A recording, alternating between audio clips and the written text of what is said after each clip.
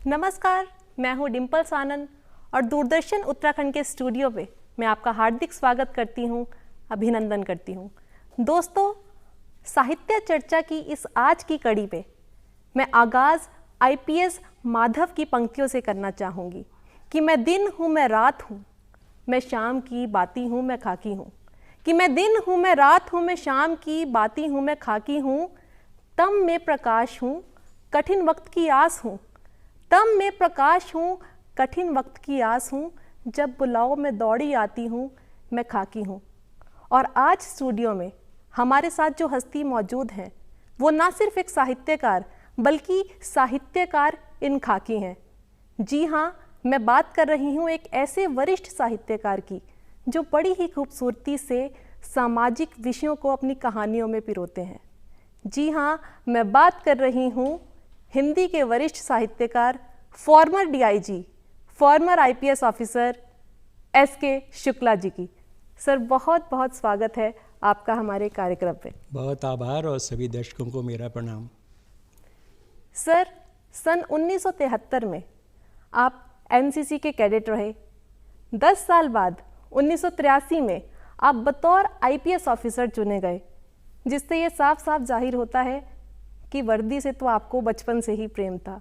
हम ये जानना चाहेंगे, क्या साहित्य से प्रेम भी आपको बचपन से ही था? आपके सवाल में दो चीज़ें छिपी हुई हैं। उसमें एक मैं करेक्शन करना चाहूँगा कि वर्ष 83 में मैंने प्रांतीय पुलिस सेवा में अपना योगदान दिया था और भारतीय पुलिस सेवा में योगदान मेरा वर्ष 2000 से है। ओके। तो मैं ग्रास रूट लेवल से पुलिसिंग के क्षेत्र में उठा हूँ और मैंने हर बारीकी को बहुत नज़दीक से देखा है। हाँ, एनसीसी की बात आपने स्मरण कराया, मुझको रोमांच हुआ, क्योंकि स्कूल के दिनों से ही वर्दी के प्रति मेरा बहुत लगाव था और हमेशा कोशिश होती थी कि अपने ट्रुप में मेरा यूनिफॉर्म, मेरा टर्नआउट सबसे बढ़िया रहे। लेकिन ये कभी नहीं सोचा था कि एक दिन मैं खाकी से आवृत होऊंगा। खाकी को धारण किया, वो मेरी सेकंड स्किन की तरह से पहले सेवा के दौरान शरीर पे रही, अब आत्मा पे है। Once a policeman is always a policeman. Policing एक फिलॉसफी है, एक दर्शन है, और जब व्यक्ति उसमें रम जाता है तो फिर उससे वो अलग होने की कल्पना नहीं कर सकता। साहित्य, दूसरा बिंदु आपने उठाया।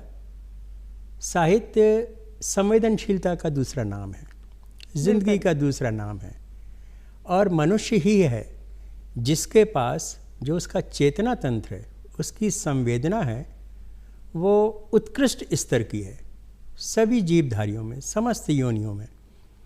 तो हमको जब चैतन्यता का ये उच्चतम स्तर प्राप्त है, तो जितना हम संसार को इन सब के द्वारा ग्रहण करते हैं, तो जीवन में एक वक्त आने पे उसको लौटाना भी चाहिए, बांटना भी चाहिए, और सुंदर स्वरूप में बांटना चाहिए।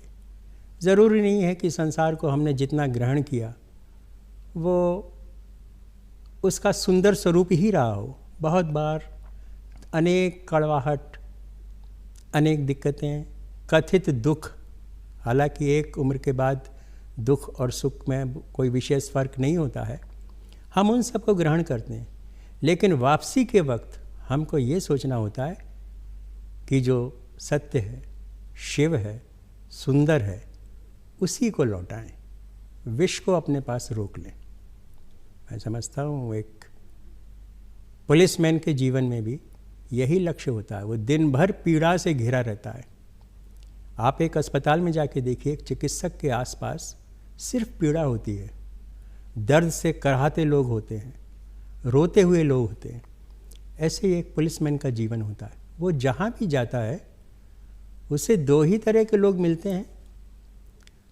हल्के मूड में कहूँ तो या तो पिटा हुआ या लूटा हुआ, दोनों जगह ही पीड़ा है। जी बिल्कुल। और दिन भर जब वो अपनी पीड़ा को समेट रहा है और खुद ही पीड़ा के समुद्र में अगर खो जाएगा तो वो किसी को सुकून नहीं दे सकता, उससे प्यार भरी दो बात नहीं कर सकता, ढाढ़स नहीं दे सकता, उसको ज़िंदगी की रोशनी नहीं दिखा सकता। इस जॉब में ज़्यादातर कामयाब वो लोग रहते हैं जो अपने दुखों को अपने अंदर समाये रहते हैं और चेहरे पर उनके मुस्कान होती है। उन सारी चीज़ों की अनुभूति उनको होती है, उस पीड़ा की, कि एक माँ जिसका बेटा चला गया है उसके दुख को भी अनुभव करता है, लेकिन वो अपने चेहरे से जाहिर नहीं करता। जिस तरह मरीज़ कितना भी सीरियस बीमार हो, डॉक्टर अपने चेहरे से कभी भी निराशा को नहीं झलकने देता, नहीं तो मरीज़ से पहले तो घर वालों का स्वर्गवास हो जाएगा। तात्पर्य ये है कि हमारे पास जो पॉजिटिविटी है, सकारात्मकता है जीवन की, एक आशा होती है, उसको हमेशा जीवित रखना होता है। यानी कि साहित्य के प्रति आपका रुझान इस सेवा के दौरान, पुलिस सेवा के दौरान ही हुआ? देखिए, साहित्य को जैसे मैंने बोला कि ये अनुभूति पे आधारित है। शुरुआत में व्यक्ति पढ़ता है, उसको जो मिलता है। अब मेरा जन्म तो जब हुआ था उस समय पठन सामग्री बहुत सीमित हुआ करती थी। घर में नंदन, पराग, चंदा मामा जैसी पत्रिकाएं पढ़ने को मिल जाती थीं, या संडे को न्यूज़पेपर में हम लोग परिशिष्ट पढ़ लेते थे जिसमें बाल कथाएं वगैरह होती थीं, या स्कूल के कोर्स में एक नैतिक शिक्षा की किताब होती थी, उसमें गिनी चुनी कहानियाँ होती थीं, और एक लाइब्रेरी हर स्कूल में होती थी। तो जिनको पढ़ने का शौक़ था वो कभी लाइब्रेरी से लेके भी पढ़ते थे।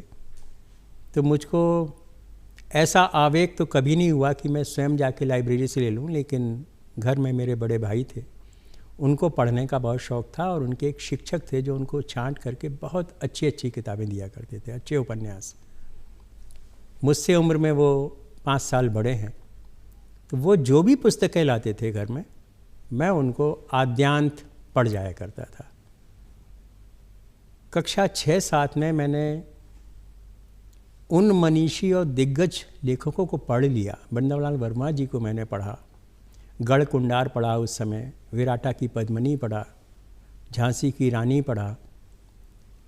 वास्तव में पूरी बातें तो उस समय नहीं समझ में आती थी, लेकिन अच्छी किताबों को पढ़ने का वो शौक़ लग गया। तो इस तरह से तो मेरे पास पढ़ने के लिए सामग्री आती गई। बचपन से ही ये दौर शुरू हो गया? हाँ, पाठन, और मेरे को अच्छा लगता था, पढ़ना अच्छा लगता था।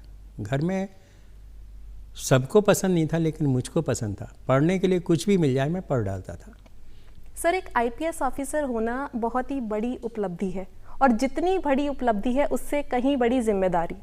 तो मैं ये जानना चाहूँगी, हमारे दर्शक ये जानना चाहेंगे कि इतनी कठिन परिस्थितियों में आपने किस तरह से अपने इस पढ़ने के शौक़ को, लिखने के शौक़ को जगाए रखा, बनाए रखा? वास्तव में सेवा के दौरान एक कॉप को अपने घर से ज़्यादा समय दूर रहना रहता है, और उसके दिमाग में अनेक उलझनें चलती रहती हैं। पढ़ने का शौक़ कभी कमज़ोर नहीं पड़ा। मैं जब भी जाता था तो मेरी गाड़ी में पढ़ने का कुछ ना कुछ, कोई पुस्तक, कोई सामग्री ज़रूर रहती थी। यदि बाहर दौरे पे गए और वहाँ रेस्ट हाउस में रुके तो मैं सोने के पहले भी पढ़ता था। लेकिन वो जो चिंतन था उससे जुड़ा हुआ, मेरी संवेदनशीलता इतनी थी कि जब मैं पढ़ता था तो मुझको हर चीज़ आंखों के सामने चित्र की तरह से नज़र आती थी, और मैं पीड़ा को और आनंद को बराबर से अनुभव करता था। तब भी कभी ये नहीं सोचा था कि मैं कभी लिखूंगा। हाई स्कूल की अवस्था रही होगी जब मैंने एक छोटी सी कविता लिखने का दुस्साहस किया था, जिसकी परिणति बहुत ख़राब हुई थी।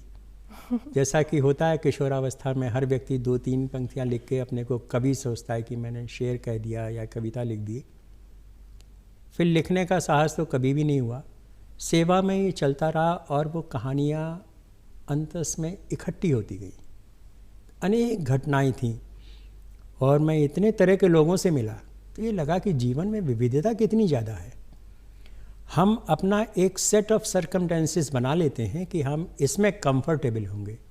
जैसे कि हमको टाइम पे अगर नाश्ता मिल जाता है, दोपहर को खाना मिल जाता है, रात को खाना मिल जाता है, और सोने के लिए आरामदेह बिस्तर मिल जाता है, तो हमारी मूल आवश्यकताएं पूरी हो जाती हैं, हम खुश हो जाएंगे। लेकिन जब आप किसी ऐसे व्यक्ति को देखते हो कि जिसको 24 घंटे में एक ही बार खाना मिलता है, तब हमें वो भी एहसास जी होता रहा है और उसके पास भी जीवन में मुस्कुराने के लिए बहुत कुछ है। तो वो विविधता क्रमशः उम्र बढ़ने के साथ में आपको समझ में आने लगती है कि जीवन अनेक प्रकार से चलता है। तब आप इसको बहुत नज़दीकी से, बारीकी से निरखना शुरू कर देते हैं। तब आप उसको इम्बाइव करते हैं, धीरे धीरे सोखने लगते हैं अपने आसपास के वातावरण को। बस सोचिए कि किसी भी लेखक का जन्म वहीं से होता है और जब ये गुबार, ये अनुभूतियाँ इतनी इकट्ठी हो जाती हैं, फिर वो बांटने को आतुर हो जाता है। फिर वो सोचता है वो तरीका क्या है लिखने का।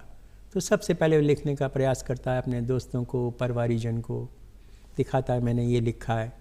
कुछ लोग कहते क्या बेकार का लिखा हुआ है, क्योंकि कोई जन्मजात नहीं होता। दो चीज़ें, एक कथ्य और दूसरा उसका शिल्प। तो कथ्य तो होता है नए व्यक्ति के पास और बहुत ज़बरदस्त होता है, बहुत शक्तिशाली होता है। कालांतर में शिल्प बेहतर होता जाता है, कथ्य कमज़ोर होता जाता है।